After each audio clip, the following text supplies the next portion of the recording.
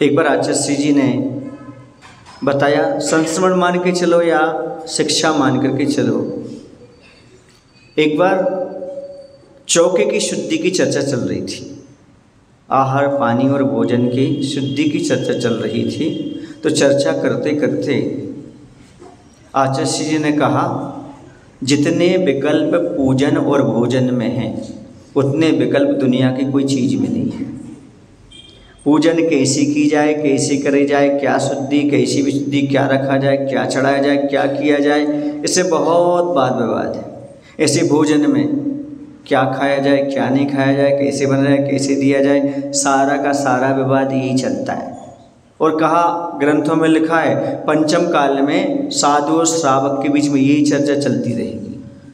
फुर्सत मिली उन्हें और यही चर्चा, क्या बना रहे हो, क्या खा रहे हो, क्या किया तुमने साधु, क्या बनाया, कैसा दिया, कैसा किया, यही पिंड चर्चा चलती रहेगी। पिंड माने भोजन, यही सारी की सारी कथाएं चलती रहेंगी श्रावक और साधु के बीच में प्राय करके। तो वहाँ शुद्धि का प्रकरण चल रहा था। शुद्धि का प्रकरण चलते चलते आचार्य जी ने कहा कि आजकल छू वाला 16 बहुत हो गया है। छू वाला समझते हैं, छूना नहीं, छूना नहीं, छूना नहीं, छूना नहीं। कभी कभी आप लोग इतनी कसाई बढ़ जाती है, कोई छू लेता है तो आप मारने पर उतारे हो जाते हो, तुमने हमें क्यों छू लिया, उसे उल्टा सीधा बोलते हो। इस बारे में मैं कहा करता हूँ, यदि किसी ने आपकी शुद्धि के वस्त्र स्पर्श कर लिए तो अभी तो मात्र आपका कपड़ा ही बिगड़ा है, लेकिन आपने कसाई कर दी तो आपका मन बिगड़ गया। कपड़ा तो आप फिर से धो लोगे, मन कहाँ धोगे, इसलिए कपड़ा बिगड़ जाता है तो मन को नहीं बिगाड़ना चाहिए, ये शिक्षा ले लो। अभी तो कपड़ा शुद्ध हुआ है, लेकिन यदि आपने मन बिगाड़ लिया, मन शुद्ध हो गया, अब आप कपड़े बदल कर भी आहार धो लो तो आपकी शुद्धि नहीं मानी जाएगी, क्योंकि आपने मन बिगाड़ लिया। मन बिगाड़ने के बाद कपड़े शुद्ध पहले तो आप 16 कहलाएगा क्या? मन शुद्धि वचन शुद्धि, अब मन तो पहले ही बिगड़ गया, अब कहाँ से कपड़े शुद्ध के लिए महत्वपूर्ण नहीं होते। तो आचार्य ज्ञान सागर जी महाराज इसके बारे में क्या कहा करते थे?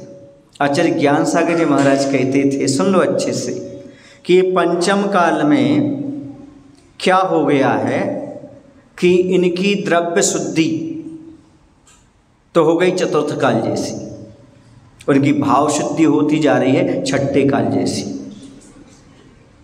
आप लोग क्रियाएं देख करके उन्होंने ये कहा, इसलिए अभी एक काम करो, द्रव्य शुद्धि आप रखो पंचम काल जैसी, लेकिन भाव शुद्धि चतुर्थ काल जैसी होना चाहिए, ये उनका कहने का तात्पर्य। यानी मात्र द्रव्य शुद्धि में कषाय पैदा मत करो। इसका अर्थ ये नहीं है कि आप वस्त्र शुद्ध मत पहनो, शुद्धि मत रखो, लेकिन मन मत बिगाड़ो। मन नहीं बिगाड़ना चाहिए आपको, मन बिगाड़ लेते हैं छू के चक्कर में, सोले के चक्कर में। हम ये नहीं कह रहे कि आप तन की शुद्धि ना रखें, तन की शुद्धि बहुत अच्छे से रखो, लेकिन कसाय पैदा मत करो, वरना आपका मन भी अशुद्ध हो जाएगा। क्योंकि आपको मन भी शुद्ध रखना, वचन भी, काय।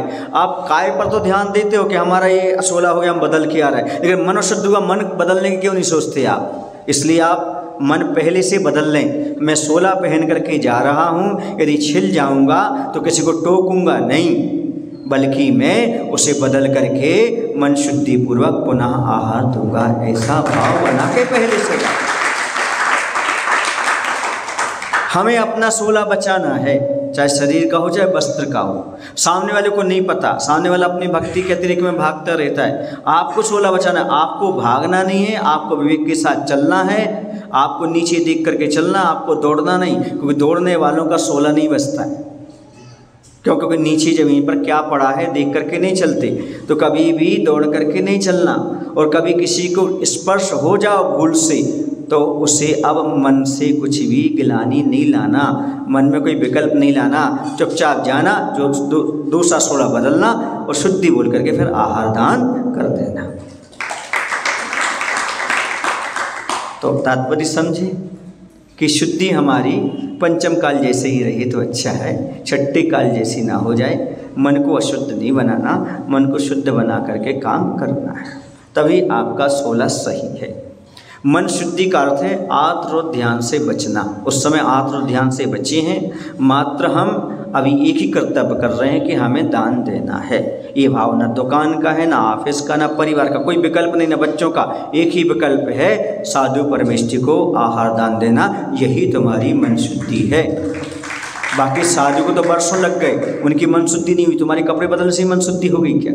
नहीं, उतना ये समझो। मन शुद्धि का अर्थ वहाँ क्या कि हमारे पास आर्द्र ध्यान नहीं है, अभी हम और सांसारिक विकल्प नहीं लिए हैं, मात्र गुरु को आहार दान देना है।